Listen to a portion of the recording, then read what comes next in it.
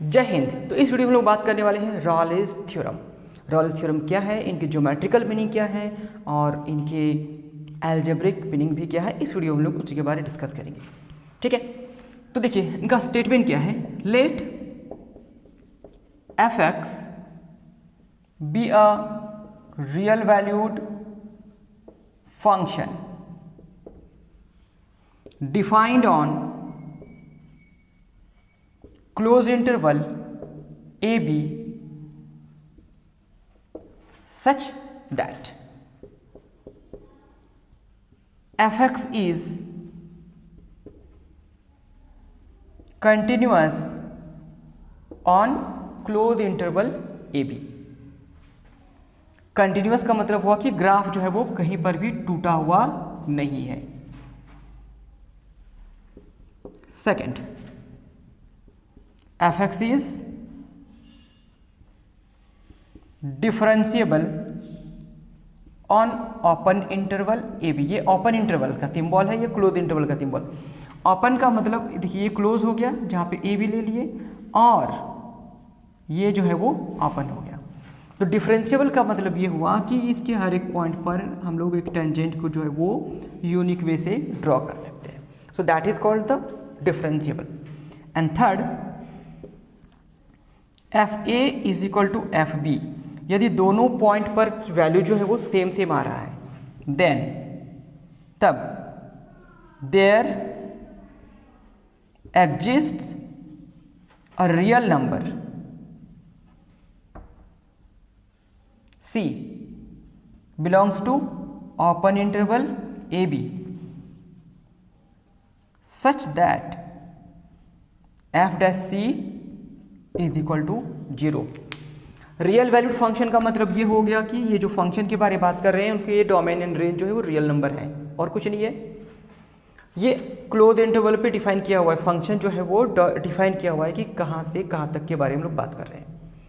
यदि F x continuous है, यदि एफ एक्स डिफरेंशिएबल है और ये f a equal to f b है तो ए एंड बी के बीच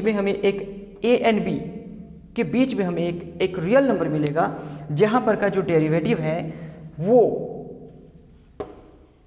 0 हो जाएगा।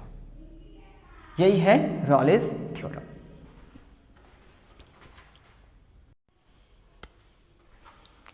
Geometrical meaning of Rolle's theorem.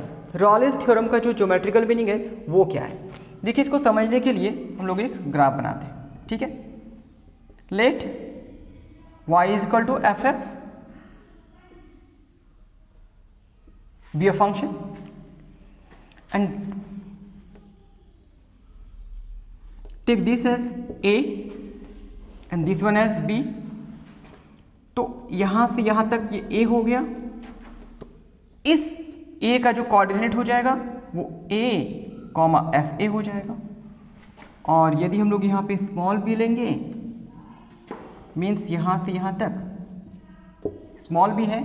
चलिए समझने के लिए एक्स ओ एंड वाई ले लेते हैं यहाँ पे। ठीक है, तो इसका कोऑर्डिनेट क्या हो जाएगा बी कॉमा एफ बी। ठीक है, तो क्या बोला गया है कि ए पहले देख लेते हैं। एफ एक्स जो है वो कंटिन्यूअस फंक्शन है, मतलब आप यहाँ से यहाँ तक देख लीजिए ये कहीं पर भी टूटा हुआ नहीं है। So the first point is clear, fx is continuous in closed interval AB and the second is fx is differentiable in open interval। मतलब इस a and b को यदि छोड़ देंगे तब हर एक पॉइंट पर हम लोग एक टेंजेंट ड्रॉ कर सकते हैं, एक यूनिक टेंजेंट ड्रॉ कर सकते हैं। टेंजेंट मतलब क्या होता है, देखिए इस पॉइंट पे आप एक टेंजेंट ड्रॉ कर सकते हैं लाइन ये, तो इसको हम लोग कहते हैं टेंजेंट। तो इसके हर एक पॉइंट पे हम लोग एक टेंजेंट ड्रॉ कर सकते हैं। दिस मीन्स क्या हो गया कि ये जो है वो सेकेंड पॉइंट को भी फुलफिल कर रहे हैं। थर्ड में क्या है, ये देखिए एफ ए है ये हाइट और ये क्या है एफ बी है, ये भी दोनों इक्वल है। तो ए एंड बी के बीच में हमें एक पॉइंट कहीं पर मिलेगा सी, कहीं पर भी हो सकता है। तो इसका मतलब है कि यदि हम इस पॉइंट को सी ले लिए तो इसका कोऑर्डिनेट हो जाएगा सी कॉमा एफ सी। तो यदि हम यहाँ पे डेरिवेटिव निकाल दें तो डेरिवेटिव का मतलब ये हो गया कि y dash is equal to f dash x हो गया। एक बार डिफरेंशिएट कर दिए इसका मतलब ये हुआ कि हम टेंजेंट का बात कर रहे हैं। अब हम टेंजेंट का बात कर रहे हैं, कहाँ पर के टेंजेंट का बात कर रहे हैं, सी पर के टेंजेंट का बात कर रहे हैं। तो ये सी पर का जो टेंजेंट का जो वैल्यू होगा एफ डैश सी जो है वो 0 हो जाएगा। Means the tangent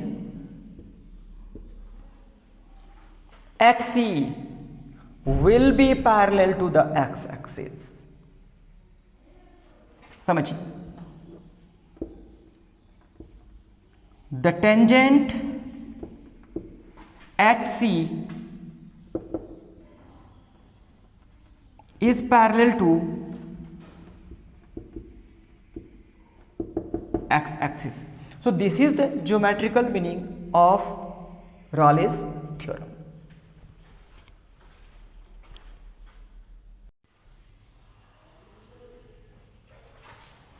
Algebraic meaning: between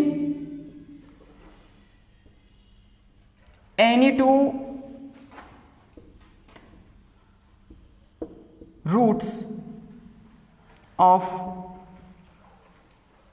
polynomial there exists a root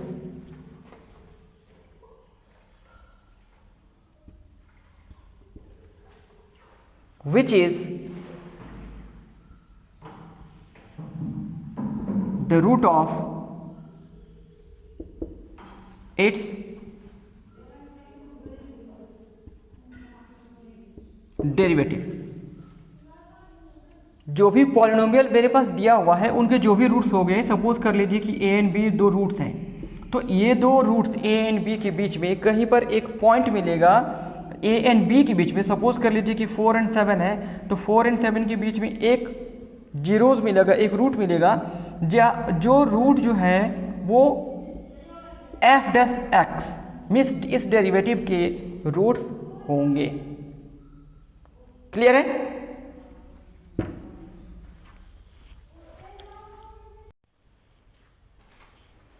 तो रॉलेस थ्योरम से रिलेटेड क्वेश्चन देख लीजिए।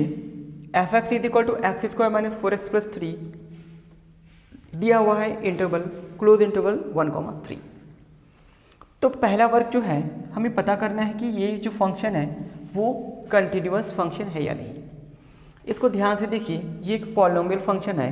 Since every polynomial function is continuous, therefore it is also continuous. So F x क्या है? Is continuous on close interval 1,3। Second number, F x is differentiable. तो जितने सारे polynomials हैं वो डिफरेंशिएबल भी होते हैं। So F x is differentiable on open interval. इसमें ओपन इंटरवल देना होगा, लाइक इस तरह से। एंड थर्ड, अब हम लोग निकाल के देखते हैं कि F1 एफ ए का वैल्यू 1 हो गया, बी का वैल्यू 3 हो गया। तो डाल के देखिए 1 minus 4 plus 3 is equal to क्या हो गया? 0। सिमिलरली F3 डालकर देखते हैं तो 3 3 9 माइनस 12 प्लस 3 ये भी 0 हो गया। That means F1 is equal to F3 हो गया। तो जब ये तीनों पॉइंट्स क्लियर हैं, सेटिस्फाइड हैं, तो अब हम लोग एफ डैश एक्स निकाल लेते हैं। एफ डैश एक्स का क्या मतलब हुआ? ये जो फंक्शन दिया हुआ है उसका डेरिवेटिव। जो अब हम लोग इसको डिफरेंशिएट करेंगे तो क्या हो जाएगा? 2x minus 4। अब हम लोग क्या करते हैं? एफ डैश सी निकालते हैं, क्योंकि सी के बारे में हम लोगों को पता नहीं है। तो ये क्या हो जाएगा? 2c minus 4। तो बाय रॉलेस थ्योरम क्या हुआ? एफ डैश सी किसके इक्वल होगा? 0 के इक्वल होगा। तो F dash C is equal to 0। But F dash C कितना निकाल कर रखे हम लोग? 2c minus 4। So it is 2c minus 4 is equal to 0। So 2c is equal to 4।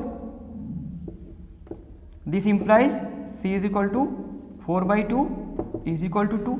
अब ये देखिए 2 कहाँ पर है? 1 एंड 3 के बीच में है।